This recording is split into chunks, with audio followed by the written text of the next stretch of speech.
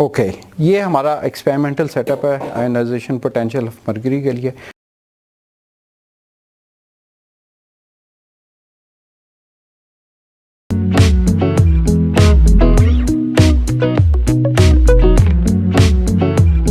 बिस्मिल्लाहिर्रहमानिर्रहीम।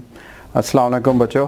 आज today we are going to do one more experiment which is very simple and this is ionization potential of mercury. What we will do is we have a mercury tube and we will measure the current flowing through it by changing accelerating voltage.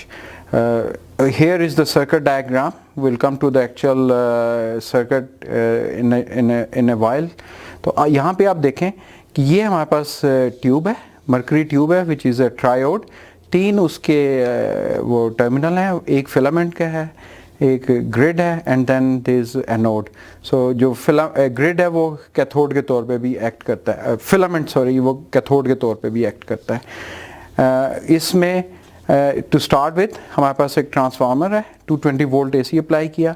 आगे दो transformers लगे हुए हैं, एक ये नीचे वाला है ये फिलामेंट सप्लाई का ट्रांसफार्मर है, तो ये फिलामेंट को वोल्टेज दे रहा है जो उसको हीट कर रहा है। So it raising the temperature और थर्मियोनिक एमिशन हो रही है इलेक्ट्रॉन्स की। दूसरा ट्रांसफार्मर में हम हाफ वेव रेक्टिफायर लगाया हुआ है जो कि एक्सेलरेटिंग वोल्टेज दे रहा है with respect to filament, anode को यहाँ पे दे रहा है। वोल्ट मीटर हमने लगाना है जो कि मेजर करता है voltage between anode and the filament. इसको हम चेंज करेंगे, we can change this one. और हमने जो एनोड का करंट फ्लो कर रहा है वो हम यहाँ पे मेजर करेंगे।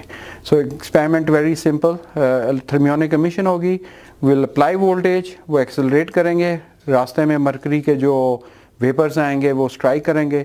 अगर इलेक्ट्रॉन्स की एनर्जी इतनी होगी कि वो उसको आयनाइज कर सके तो electron will lose their energy और वो आयनाइजेशन प्रोड्यूस करेगा। अगर वो आयनाइजेशन से कम है तो they will lose their energy by scattering. तो हमारा जो स्लोप है of the current with respect to the voltage ये इस कर्व में वो डिफरेंट होगी। जैसे ही आयनाइजेशन शुरू होगी तो ये स्लोप उसकी चेंज हो जाएगी। So we need to find out where this knee is, ये जहाँ पे किंक बन रहा है ना, ये हमने फाइंड आउट करना है इस नी को। ये उसकी आयनाइजेशन पोटेंशियल है। So there is one slope and there is another slope. बहुत सिंपल है। We will change the voltage जो कि मेजर करेंगे हम इस वोल्ट मीटर से, और हम उसके कॉरस्पॉन्डिंग हम करंट मेजर करते जाएंगे। और उसको हम एक टेबुलर फॉर्म में पहले लिखेंगे। Once we have written in the tabular form then we will put it in the graph. Unfortunately हम सिर्फ एक ही ग्राफ बना सकते हैं यहाँ पे, और यहाँ से हमें उसकी वोल्टेज पता चल जाएगी जो कि आयनाइजेशन पोटेंशियल है। Now let's look at the experimental setup. Okay ये हमारा एक्सपेरिमेंटल सेटअप है आयनाइजेशन पोटेंशियल ऑफ मर्करी के लिए। ये हमारे पास वैक्यूम ट्यूब है जो हम देख रहे हैं, 3 इलेक्ट्रोड जिसमें फिलामेंट है, देन वी हैव ग्रिड और ये एनोड है इसके ऊपर है। ये सर्किट जो हमने देखा है सिंप्लीफाइड फॉर्म में ट्रांसफार्मर है, वेरिएबल सप्लाई है जो हम यहाँ से दे रहे हैं इसको, और आगे ये ट्यूब लगी हुई है इसमें। ये वोल्ट मीटर, जो वोल्टेज हम चेंज करेंगे वो हम यहाँ से पढ़ेंगे, और जो करंट इसमें चेंज हो रहा है वो हम यहाँ से पढ़ेंगे। इसको ऑपरेट करने का तरीका ये, हमने एनालॉग भी काम कर रहे हैं लेकिन we are not going to measure the analogue readings, we are going to take readings from the digital meter. At least 3 times I will repeat this experiment, और आपने क्या करना है, जिन जिन वोल्टेजेस के ऊपर लेना है इतना डाटा लेना है कि you should be able to see कि वो जो स्लोप चेंज हो रही है ना, तो आप दोनों पार्ट्स की स्लोप निकाल सकें, एक बिफोर बेंडिंग और एक आफ्टर बेंडिंग। ये बहुत ज़रूरी है, उसको मैं आखिर में बताऊंगा कि क्यों ज़रूरी है। ओके अब मैं ना आहिस्ता आहिस्ता वोल्टेज चेंज करना शुरू करता हूँ। आपने देखना है कि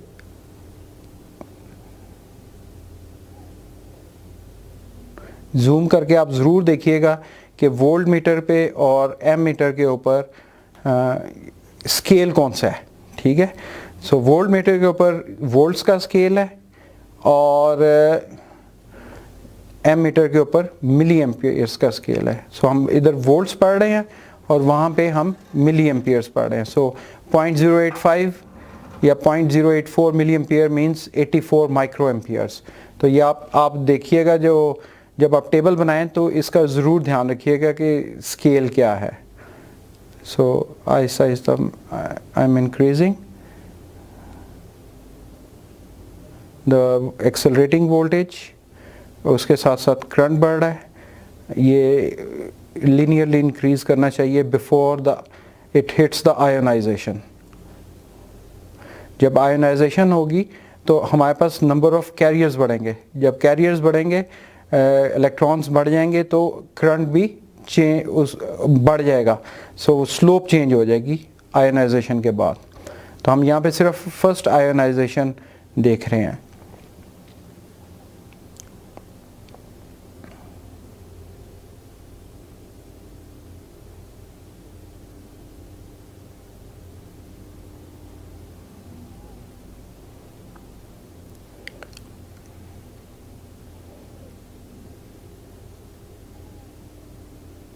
और आपने डाटा वैसे ही एक्सट्रैक्ट करना है। फ्रीज करेंगे फ्रेम को और आई और वी की रीडिंग्स लेंगे टेबल के ऊपर।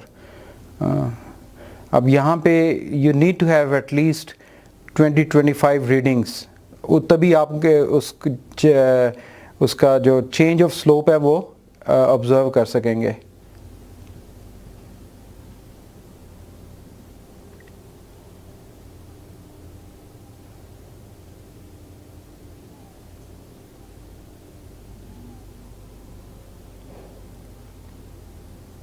साथ साथ मैं बताता जाऊँ, ये वैक्यूम, ये जो ट्यूब है जिसमें मरकरी वेपर्स हैं, अगर इसमें मरकरी वेपर्स ना होना तो ये डायोड है विच हैज़ गॉट 2 टर्मिनल्स।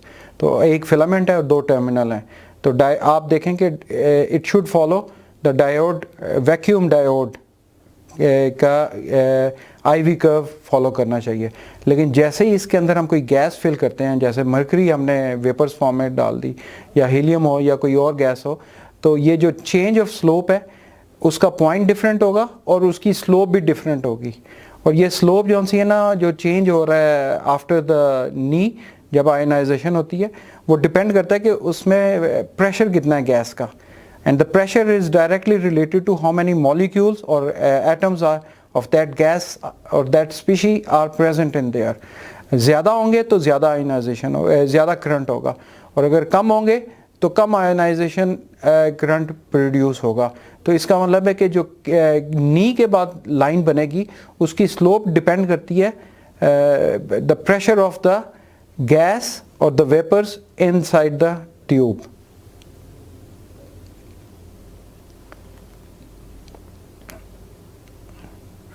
बड़ा पेशेंस वाला काम है।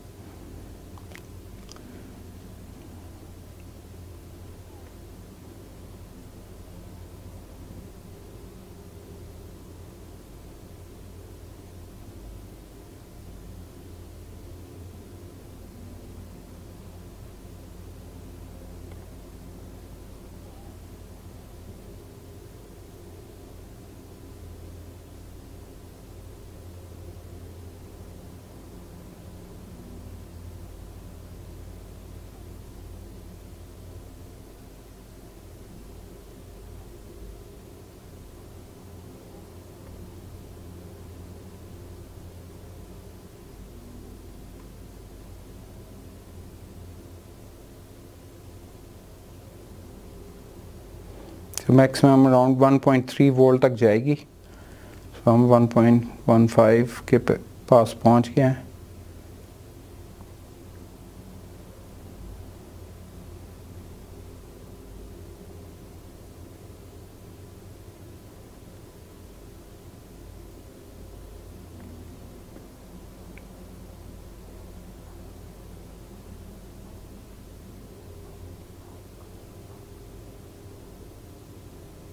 Okay, so this is the maximum voltage, accelerating voltage we have achieved, और साथ हमें करंट मिल गया। Now I am going back यहाँ से हम कम कर रहे हैं, तो आप क्या करें कि आप उसी पॉइंट पे जहाँ पे पहले डाटा लिया, try to stop at that point and write down the current again. आपने उसी वोल्टेज पे जो करंट की वैल्यूज़ जाते हुए और वापस आते हुए, you have to take average of these current values, और आपने you have to plot current versus voltage and see where the change of the slope is.